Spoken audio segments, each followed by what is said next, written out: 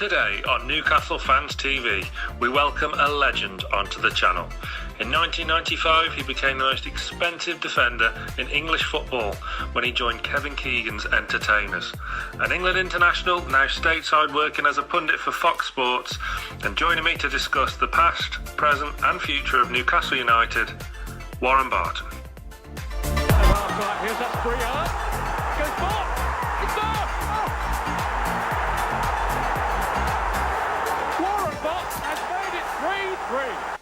Hello and welcome back to Newcastle Fans TV. And there's a lot happening this week with a takeover, maybe just days or weeks on the horizon now. Joining me is a Newcastle United legend and one of the entertainers, all the way from San Diego, Warren Barton. How are we? I'm very well. Excited with the news that you're saying. Hopefully it is days rather than weeks. Obviously, it's a surreal moment for everybody in the world, what's going on, but there might be a little bit of light at the end of the tunnel for the Newcastle fans all over the world. So fingers crossed. I'm guessing you're as excited as the rest of us then, because it's been a long 13 years under Mr. Ashley, but there seems to be, as you said, light at the end of the tunnel now. Yeah, I mean, obviously with the situation with the club and where it's been relegated and coming back up again, and the turmoil and the disheartening belief for the fans, and with my time that I was there for the 7-8 years, it was always on the high. We had one or two down moments, but never where we've been close to relegation or going relegation time. So exciting. Obviously optimistic, but a bit cautiously optimistic because we've heard this before. But it does seem to be a little bit further down the line. The sources that it's being spread out on social media is obviously a lot stronger, a lot more creditable. So fingers crossed, guys. We'll have something to cheer about and compete. At the top is where this club should be. It has to be now or never, really, doesn't it? What have you made of Mike Ashley's tenure here? Just really frustrating. With the optimism when he come in and the money that he had behind him as well. I think he's been let down by a lot of people that he brought in. People that were supposed to be football people guiding him. I don't think they gave him the best service that he wanted and the fans wanted and the club wanted. Obviously the buck does stop with the owner, but I think he's been let down by a lot of people, as I said, that he brought in that was supposed to be friends of his, and it hasn't panned out. Newcastle's a special club. It's a unique club, and you have to understand that. And even if from a distance that you might have played against them or you've known the football culture, until you live in that area and understand what it means to everybody. I go on a little bit now with people over here with Some Until I Die, which is on Netflix and people have been watching it. But you've got to magnify that by 10 times, because Newcastle's the biggest club, it's the biggest city in the North East. They're more passionate fans, there's more expectation than there is with Middlesbrough or Sunderland. Newcastle's the big club in that area, and comes that with responsibility. And with Mike coming in and trying to run it like a business, and the coaches that have gone in there or the managers that have gone in there and have found it difficult to work in them circumstances. I just find it strange that someone so successful as a businessman before goes into another business and gets it so wrong, where he's been so successful outside of it. But football is a unique business. It's totally different. That's why you need people around that are going to give you the right advice, and for the club and for the fans. As I said, it's come to an end. We tend to believe now that Mike's leaving, and then these other owners will come in, and we just hope they are ambitious and fully passionate and behind the club as the fans have been, because they've never deviated the fans. I know they've had a couple of times protesting and ticket sales are down and stuff like that, but really when push comes to shove, them fans will be there and support the team when they need it, and that's not what's been the case over the last 13 years with the ownership and people around. And particularly some of the players as well. They have to have a look at themselves as well, some of them, because they've not really delivered as well that we would have hoped going forward. When the whole pandemic situation's all over and hopefully the takeover has gone through, that first game back at St James's Park is going to really be something special to behold. The expectation, just to lift with everybody. Funny enough, in San Diego, I'm walking around the street, just going for my walk to try and kill a bit of time. I bump into a Geordie from about 10 miles away. And we're having a discussion 6 feet away about the club, and it's quite ironic that they're everywhere. I'm just walking privately down some of these little side streets, And as Geordie comes over to me and starts chatting about what's going on and the club. So even if we're miles and miles in these circumstances, the first thing they think about is the club. And we all do as well, whether I speak to Rob or Alan or Shay, Steve Harper, whoever it is. The first thing we talk about what's going on at the club. How can it get better? How can we make it get better? How can we help? I know Steve Howie's been doing a lot as well, on the media side. So it's always our first thought, even in these circumstances. Speaking of a couple of ex-players and who you'd obviously have major experience with, obviously Mike Ashley at some point during his reign has had the likes of Kevin Keegan and Alan Shearer. From the outside looking in, what did you make of, at the time, what did you make of Ashley's treatment of club legends like KK and Alan Shearer?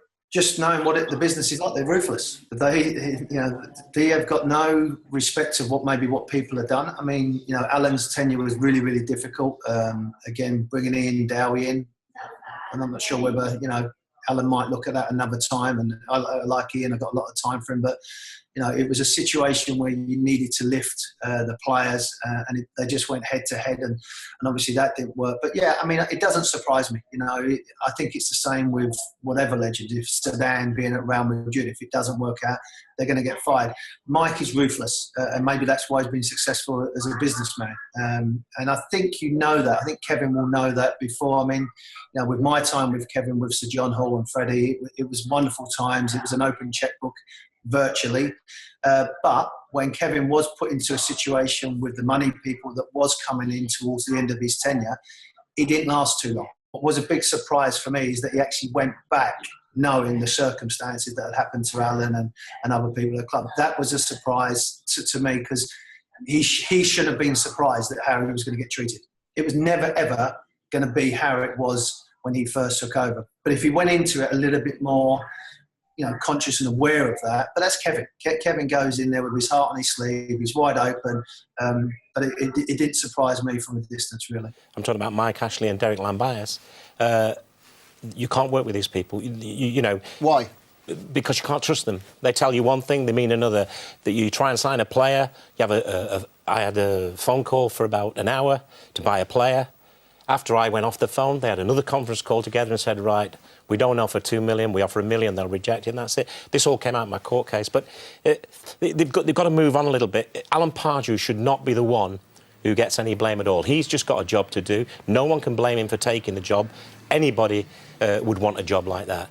But it's the owners and the people running the club who have lost the trust of the fans, and they've lost it over a period of 3.5 years. It's not just one thing. It's one thing after another. Now Mike Ashley is more or less out of the door. There's kind of some ex-players and pundits and local journos that are willing to kind of stick the boot into him now, whereas they wouldn't before for fear of being banned from the club. One I did see this week was Tino Asprilla stuck his boot in. Obviously, you played with Tino. He's an interesting guy, isn't he? Yeah, I mean, I've got so much...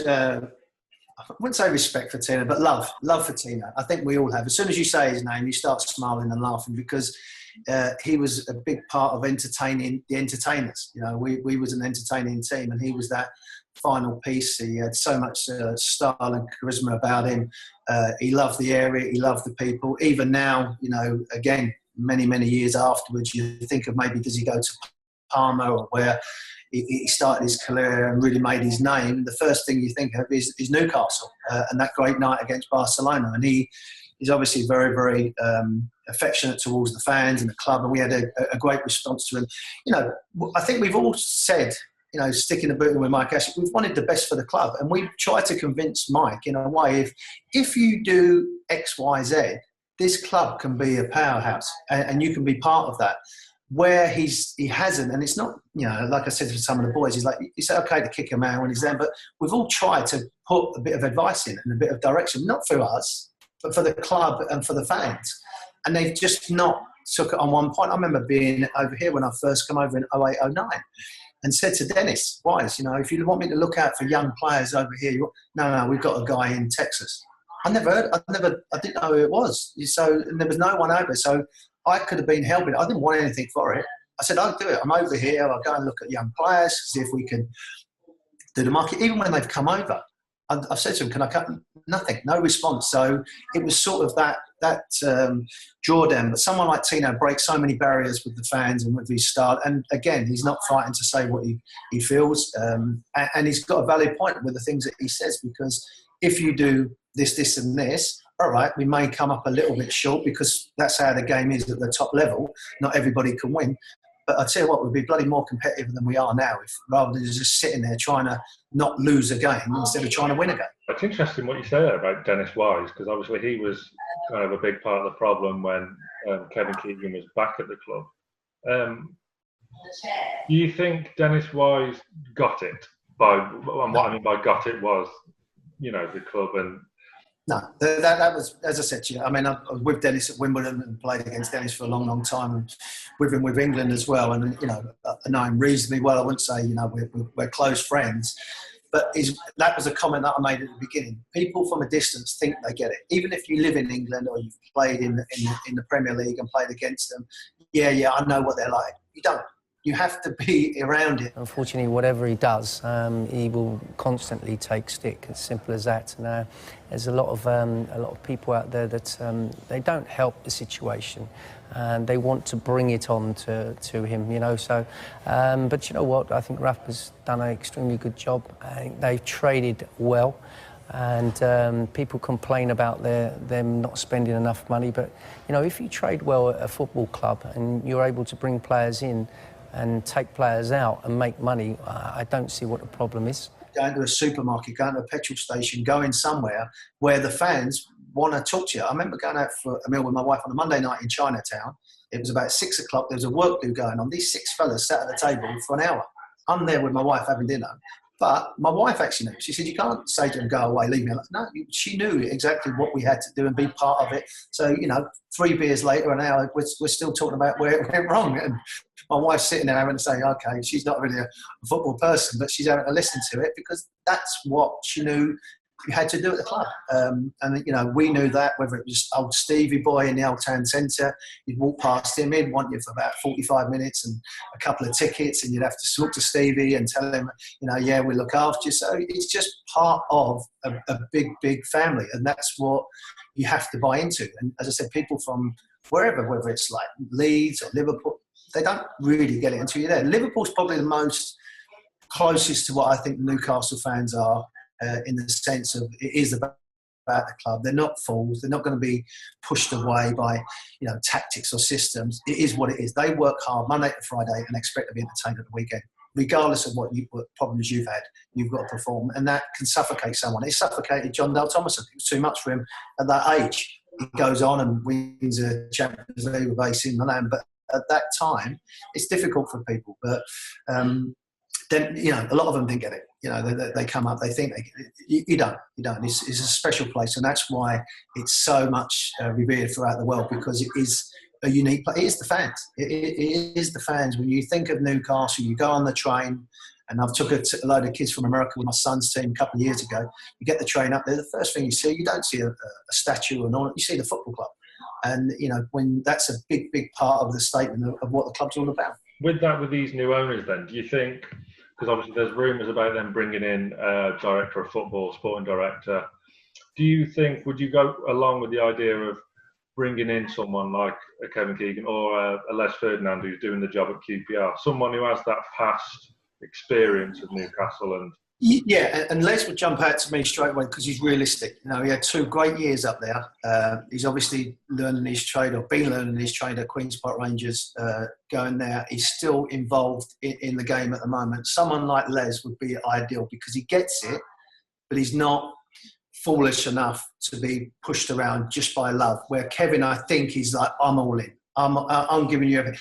Les has still got that side to him. I shared a room with him for 2 years, and we're good friends and still are now. But Les has got that side where he's not going to be bullied or be pushed down an avenue just because he played for Newcastle. I think he would be someone where he's got that cut-off point in business, which you need to have. Look at all the players that are going to be available on free transfers that are coming along. Someone like a William at Chelsea. Now, they're type of players that I'm sure we would love to have, and they would love to come up there. And having Les who in that respect would be ideal in that department. But also, I'm lucky enough to do a lot of work for Fox on the Bundesliga. There's wonderful players out there that are 21, 22, that they would be perfect to come along. I mean, my biggest when you look at David Ginola, 2.5 million they paid for him. What a player he was.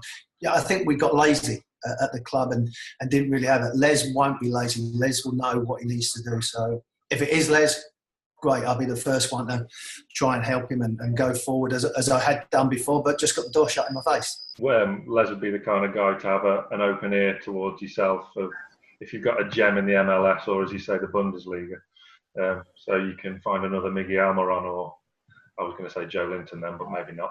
See, it's like not when they said about him coming on, I got asked on the programme about him. He's not a £40 million player. He's not a centre forward. He's not a number 9. He wasn't like that for Hoffenheim. So why on earth would you go and spend that money on the player like that? Who's not? Why not spend another couple of 10 million more on Timo Werner? It just doesn't make sense. It really doesn't make sense. You could get him at that time, but it is what it is, and that's what's frustrating so much, because you think if you just do a little bit more homework about it and think about what you're doing, there's some top class players all over the world, and there's some good players in the lower leagues as well, in the Championship. But you've got to give them the chance. First thing I would do as well is have a look at our academy. Where is our young players? That's another thing I would do straight away. But you've got to do what City did and Chelsea did, where you've got to get these players straight away and get us in the Champions League, get us in European football again. And if it is a Willian or someone like that, that would fit everybody. What do you reckon will happen with the kind of manager situation? Obviously, there's massive rumours of a return of Rafa Benitez, and also Allegri's been linked, but obviously it would be maybe a bit on the harsh side just to kind of dismiss Steve Bruce, and because most would say he's done a fairly decent job this season under the circumstances. What do you think? What would you do in their shoes? Listen, I love Steve, and I think he was ideal for where Newcastle was at the time. But if you are going to be ambitious, Pochettino's for me is a no-brainer. He loves young players. He loves the style of football. He's passionate. He's obviously understands the business side of working with someone like Levy. So, for him to be able to be given the opportunity. And I think we have to be careful in Newcastle as well, that if we are going to get these owners, it is going to be an open checkbook. Everyone else knows that. So I think with Pochettino, you've got someone that is good with young players, plays good football, first and foremost. He reminds me a lot of Kevin when he was younger, how he could be quite fiery, and then he could be a big laugh and a great joker in the changing room. So that type of level. Allegri, for me, I'm not sure whether Newcastle would get what he wants. And by saying that, it's a project. We're going to develop. But we've had that for 13 years. I think we want to hit the ground running. We've not got to have time to have a coach that sort of got to develop and understand as well. Rafa, I love him, but I think that door's closed. We know now he's gone off and done great things. I think it's a fresh start. As much as you want to keep the old boys and some of them around, maybe behind the scene, but I would love it to be fresh. We don't need a Mourinho. You know what I mean? I want someone that's going to be Julian Nagelsmann that's at Leipzig. He's a great young coach, but maybe he's not ready to come into that. Where Pochettino, he ticks so many boxes in that he understands the league, he's ready-made, he's hungry, he wants to prove people wrong, and I think this club would be an ideal opportunity for him. That's where I would like the club to go. He's ready. We haven't, like I said, we don't want to keep working on something, a project going. The word is project at the moment, but he's ready to hit the ground running. He's got a bit of a chip on his shoulder as well, and I think that's what we all had when we come here. We wanted to prove that we're a top club, and even think about it now. Your hairs on your arms stand up, and you get excited about what might be around the corner, even in these times where we don't even know if we're going to be out there. Going to a supermarket in 2 days' time. So, it's there. We can dream and we can actually taste it and feel it. And that's what's keeping us going, I think. Believe me, the beer's on ice ready for that announcement. Where we going down the tune that night, down the big market, if that happens. So we'll carry Peter Beardsley like we did once before, don't we? Yeah, the scenes in the city when obviously lockdown is finished, it's going to be there's going to be some headaches the following day.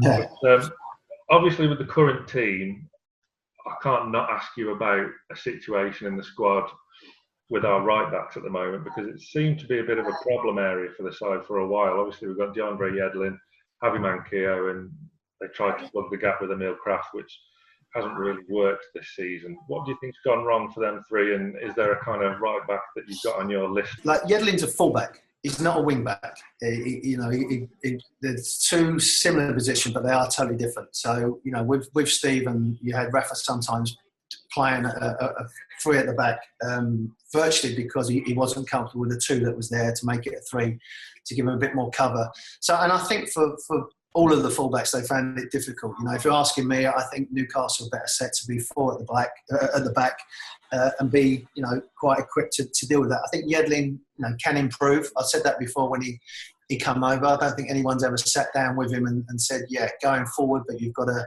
learn how to defend. So he's got to have that avenue. I think, right back is an area that we can improve in time.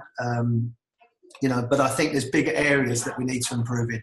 I think, the midfield area, you said with these two young kids coming through, but they need some more quality going forward. We need. So, yeah, I think it's like anything. Yeah, we'd love to have 11 straight away newcomers coming into the team, but we could maybe get by and work a little bit better and give people a chance going forward. But we definitely need, strengthening other areas and fullbacks. But I think a lot of it's been done to the system. It doesn't suit what they're trying to play in there. Matt does well on that left-hand side because he can play as a wing-back because he's a winger going forward. And I remember Terry Venables did it in Euro 96 with Darren Anderton and Steve McManaman. There was wide players that like getting forward but could come back and help out.